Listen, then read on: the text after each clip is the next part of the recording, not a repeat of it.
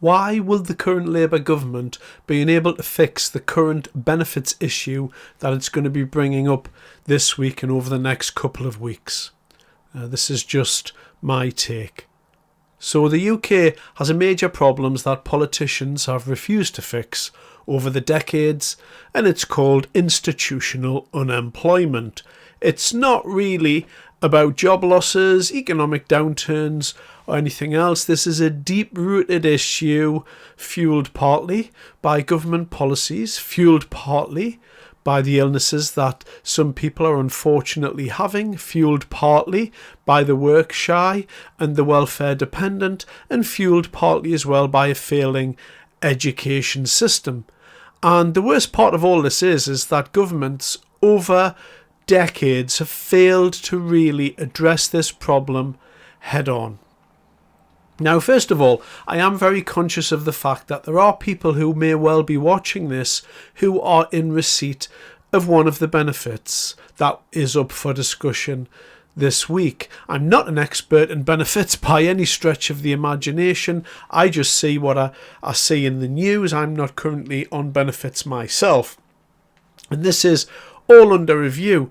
But I do want to make it clear that I'm trying to be as respectful as I can to those people who are going through tough times at the moment, who are on benefits, who are perhaps very, very worried about what's going to happen.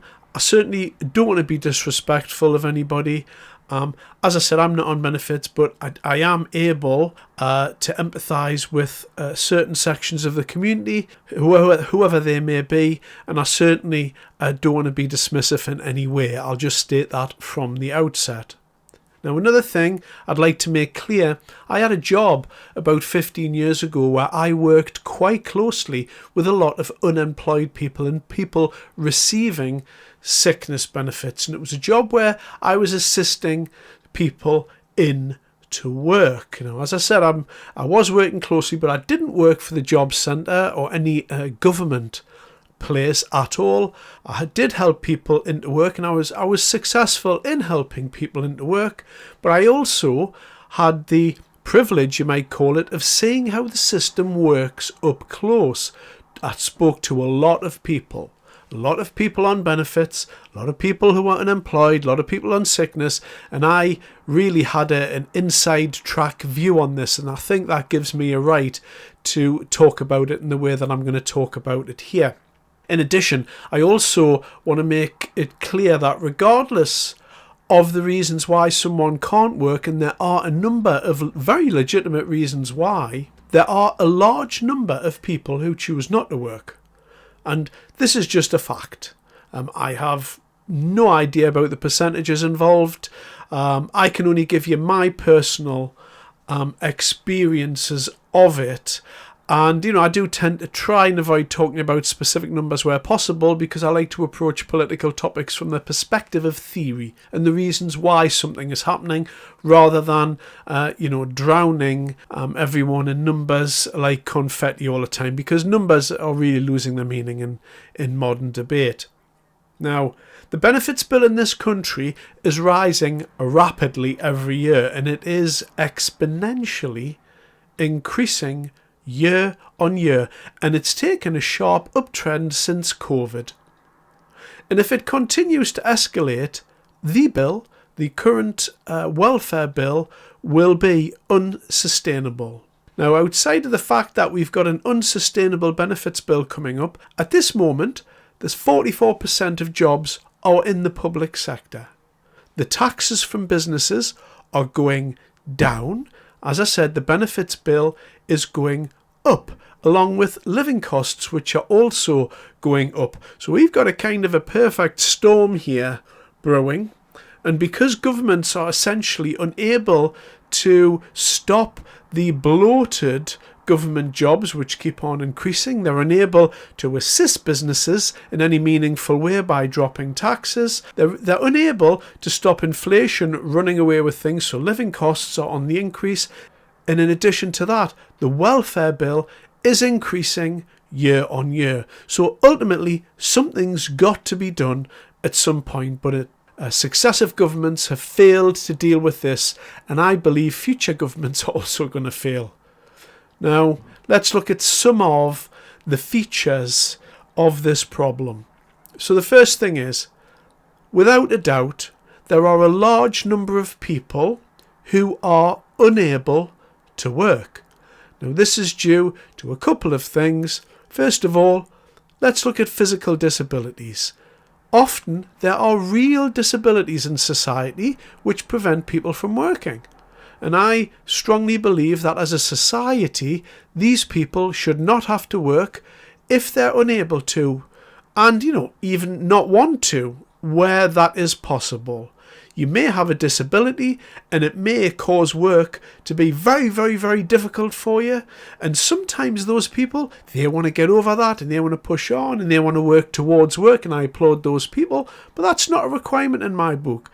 If you've got a disability, a big disability that's preventing you from working, then as a society, we should be looking after you and we should be taking care of you. Then we move on to mental illness. I've worked with people who have severe mental illness. Now, not in a medical capacity.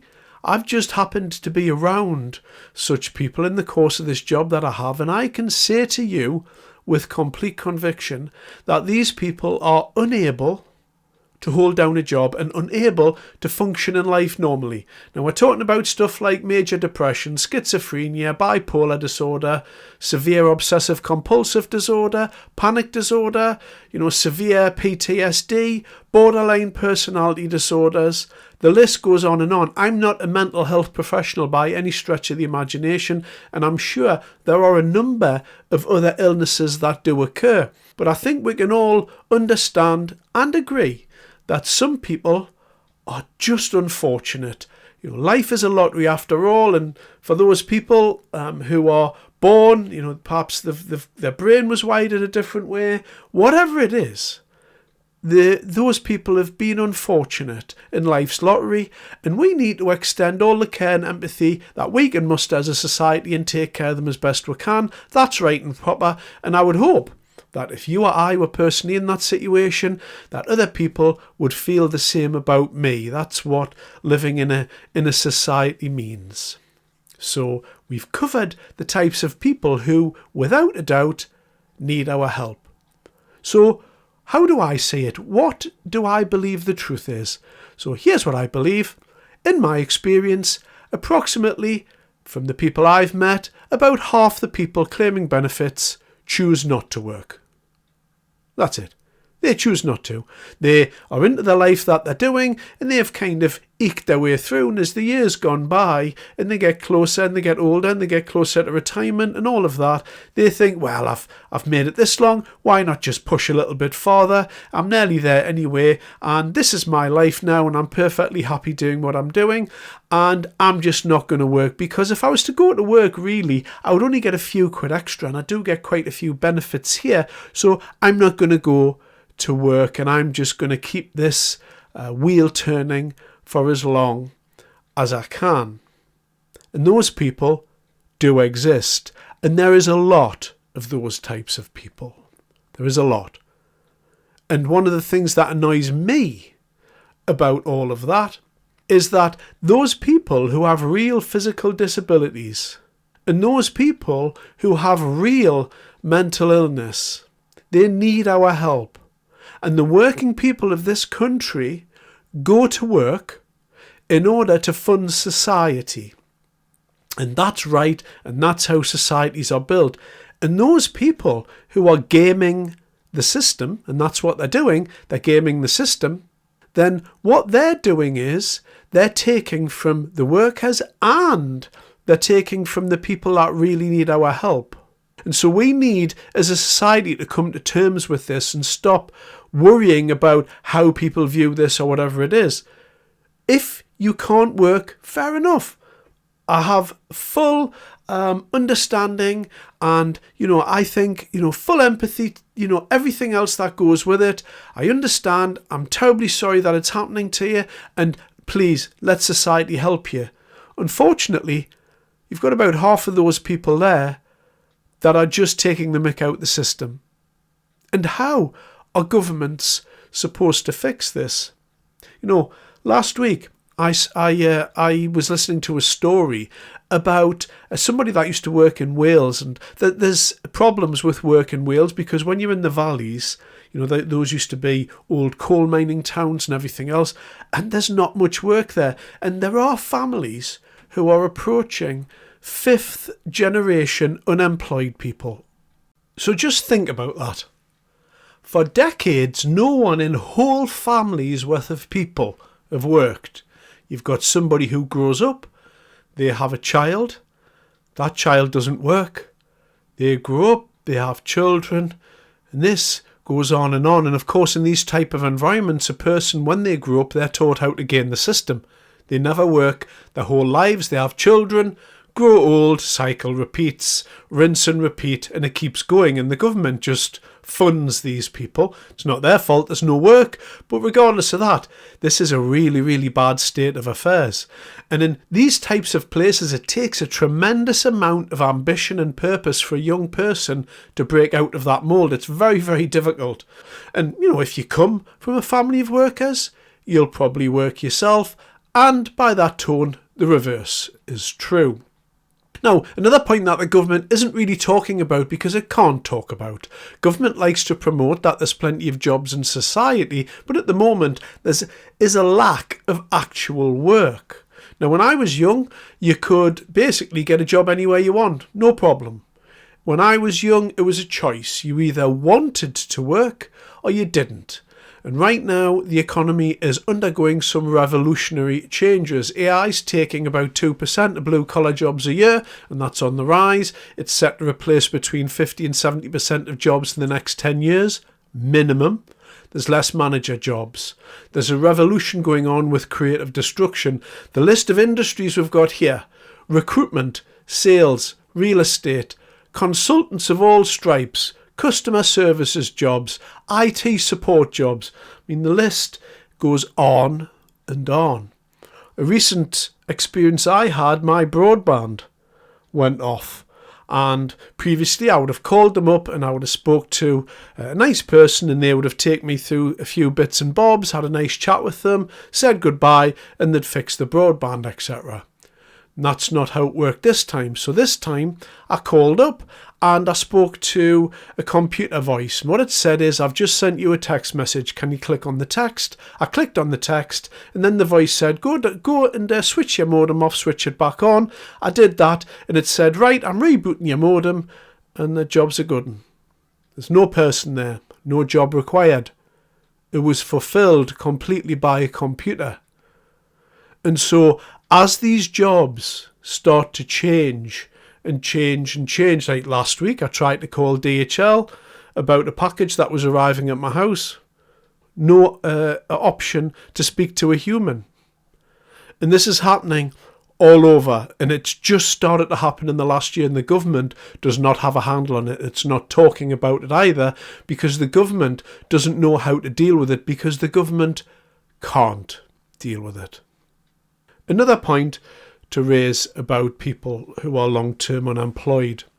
Human beings are very malleable. What I mean by malleable is we can adapt very, very, very quickly to new surroundings. So if you, for instance, have money, if you come from a middle-class lifestyle, shall we say, and then all of a sudden you lose your job, you lose your house, and you end up moving into a much smaller place on an unemployment benefit, that's going to hurt.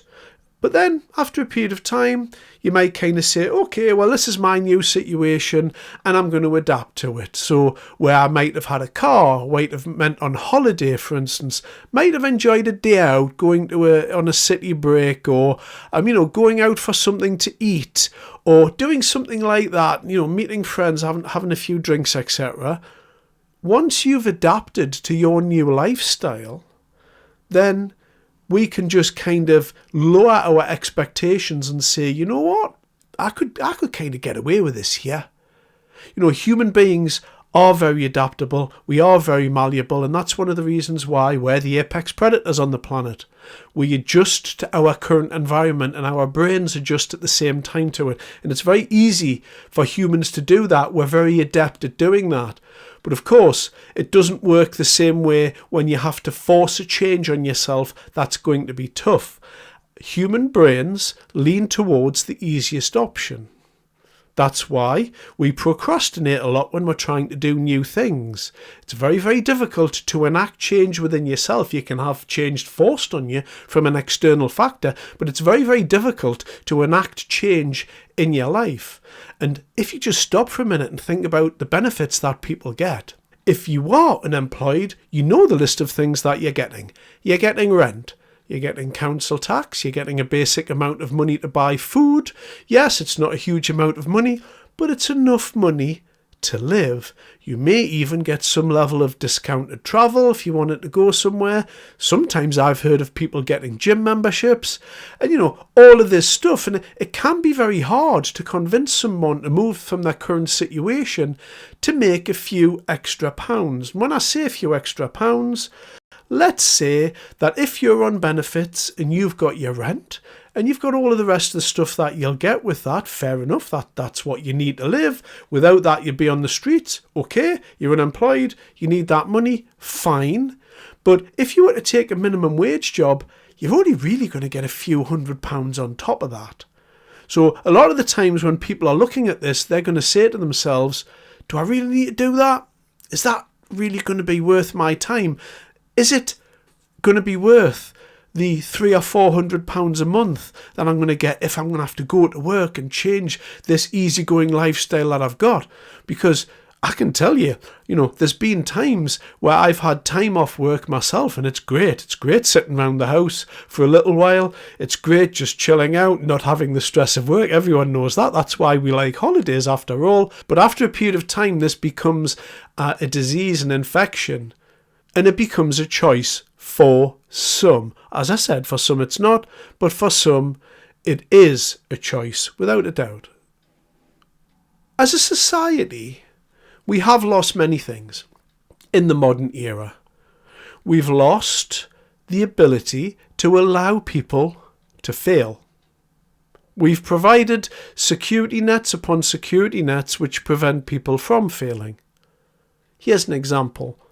In the past, where you would have had a family, so you would have had a man, a woman, and some kids there.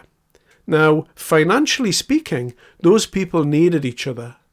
If they were having a marital problem, they may well have said to themselves, yeah, this isn't really what I was looking for and it's doing my head in at the moment. But we need to make this work between us because otherwise we might go destitute and who's going to look after my kids? How's this all going to work? And so what that would have done is it would have prompted the person that you pair bonded with to kind of say, you know what? Let's continue on. Let's work this stuff out. Whereas now, if you're a single mother, you can go, you know what? I'm going off over here. I'm going to be a single mother over here and I'm going to get the government to give me money, give me housing, give me food costs, give me costs per child. I'm going to get my council tax done. I'm going to get a bit of travel here or there. I'm going to get taken care of. I'm going to get my child benefit. And for the gentleman there, he might have said, you know what? I can go and live in a flat over here and all of that.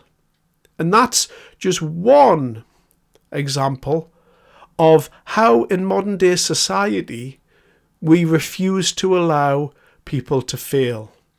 Now, those days are gone, and probably for the better. We are a caring society after all. We have to show empathy. But where's this leading? This week, the MPs are going to look at this decision or these decisions about welfare, and I'm going to tell you what they're going to do right now. They're going to back off. They're going to back off, or they're going to water it down to the point where it doesn't mean anything. They're going to talk tough, like Keir Starmer likes to talk tough about Ukraine. They're going to talk a tough game, and eventually it's going to get watered down because this government won't want to tackle it. There's too many backbenchers who are, enthralled to the votes that they're going to get. Working people just expect people, to kind of take from the system, and it's not really a massive voting issue for working people. They just go to work and you're paid money. You're not too concerned if someone doesn't want to go to work. That's their problem. That's the government's problem. You just pay your taxes. But the MPs know that the people that don't do this, the people that are taking from the system or gaming the system, the MPs know that they need their votes. So they're going to back off.